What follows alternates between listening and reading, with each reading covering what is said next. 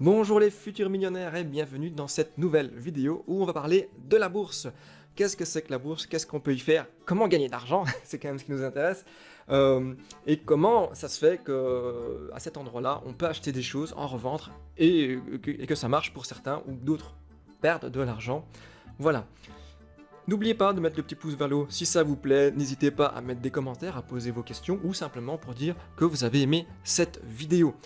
Alors, on va commencer par quoi? Par dire qu'est-ce que c'est que la bourse. La bourse, en fait, c'est un endroit qui permet d'échanger des titres, enfin, échanger pas mal de choses, hein, que ce soit des titres, des matières premières, de l'argent, des différentes monnaies, des obligations, des produits financiers comme des warrants, des turbos. Voilà, on va pas rentrer dans les détails de tout ça, mais retenez bien, c'est juste que c'est un endroit sécurisé qui est coté en continu. En général, c'est de lundi au vendredi, de 9h à 17h30.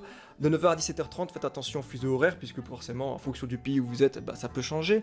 Il n'y a pas qu'une seule bourse, il y a plein de bourses différentes. Euronext Paris, Euronext Bruxelles, la bourse du Japon, la bourse de New York, etc. Il y en a pas mal. Et donc voilà, c'est un endroit qui va vous permettre d'acheter. Ici, je vais parler principalement des actions, c'est-à-dire en titre de propriété d'une société. Parce qu'en fait, une action, en fait, quand vous achetez une action, ça signifie que vous êtes en micro propriétaire de la société sur laquelle vous achetez une action. Quand vous revendez, c'est la même chose, vous revendez votre micro propriété et c'est une autre personne qui acquiert cette micro propriété. Alors il y en a qui vont se dire, ouais mais c'est inaccessible pour moi je gagne pas des millions, moi la bourse ça me sert à rien.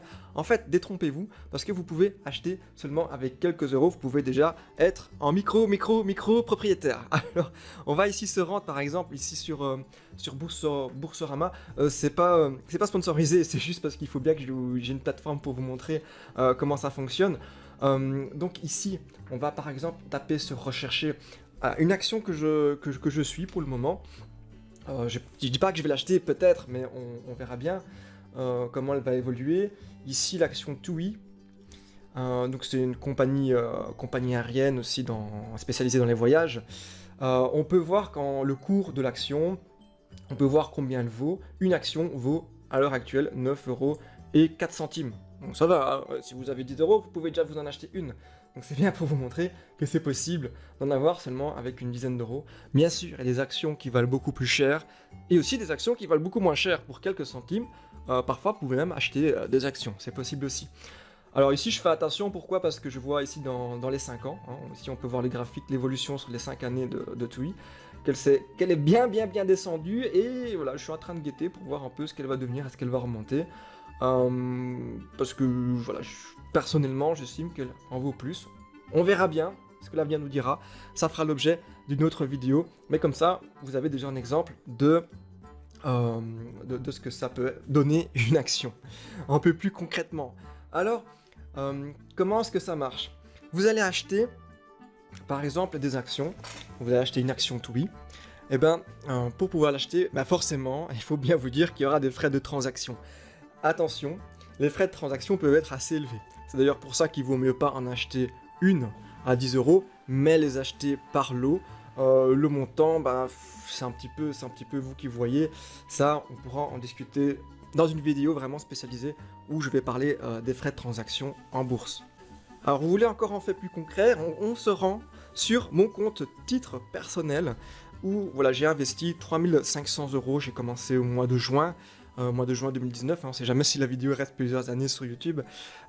Ici, vous pouvez voir que j'ai des actions Bipost, des actions Orange Belgium et Umicore. Et oui, c'est toutes des actions belges. Voilà. Maintenant, vous le savez, je suis belge. Et du coup, notamment pour les frais de transaction, c'est plus avantageux pour moi d'acheter des actions belges. Alors ici, j'ai investi 3500 € et je suis à presque 3900 €, quasi 400 € de bénéfices.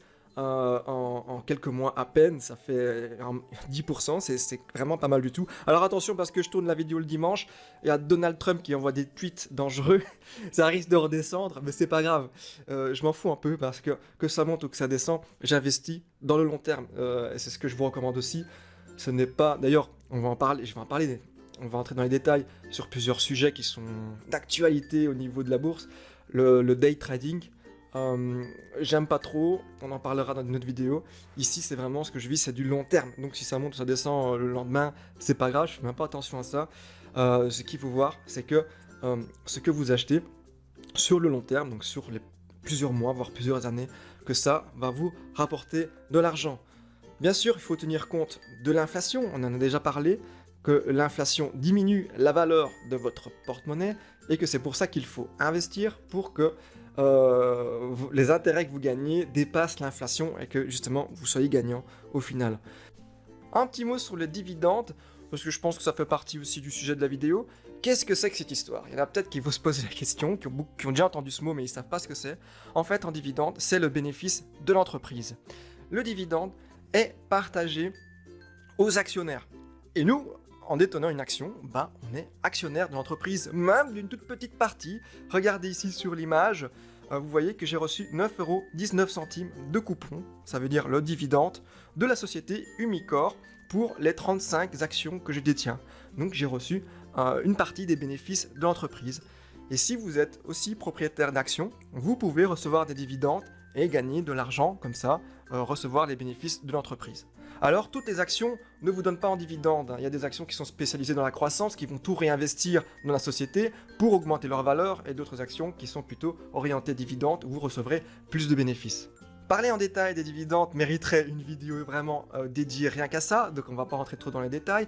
Et il y en a maintenant qui vont se demander, parce qu'on va pas tarder à terminer la vidéo, mais comment je fais pour acheter ces fameuses actions, parce que là, voilà, maintenant, on en a parlé, j'ai envie aussi de gagner de l'argent et d'être actionnaire, mais je ne sais pas comment faire. En fait, pour pouvoir vous connecter à la bourse, enfin aux différentes bourses, il faut le faire via un broker. Un broker, c'est un terme que vous avez sûrement entendu, c'est un terme anglais, qui signifie en fait courtier. La plupart des banques sont des brokers. Attention, encore une fois, aux frais de transaction, parce que ça peut varier du simple au triple, voire plus, en fonction du broker dans lequel vous êtes.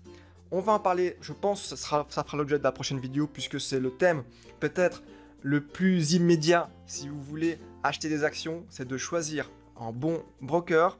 Donc si ça vous tente, n'oubliez pas de vous abonner et de voir la prochaine vidéo.